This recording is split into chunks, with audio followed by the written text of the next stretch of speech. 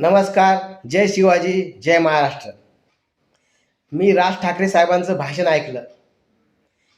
ते भाषणामध्ये आपल्या मराठी माणसांना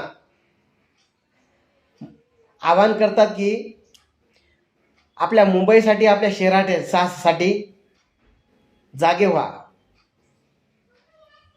मराठी माणसासाठी शेवटची निवडणूक आहे. आज जर चुकलात कायमचे मुकलात म्हणून समजा. आज जर तुमच्या हातात ही शहरं गेली, यांच्या हातामध्ये गेली, उद्या राजानं मारलं आणि पावसानं झोडलं, तक्रार कोणाकडे करायची? आज इतर राजकीय पक्षांमधले पण जे मराठी लोक आहेत, माझं त्यांनाही आव्हान आहे, सोडा ते सगळं.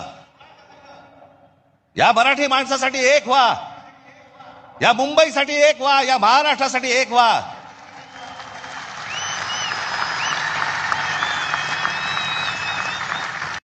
ते पक्षापुरतं बोलत नाहीत, जनतेच्या हितासाठी बोलतात.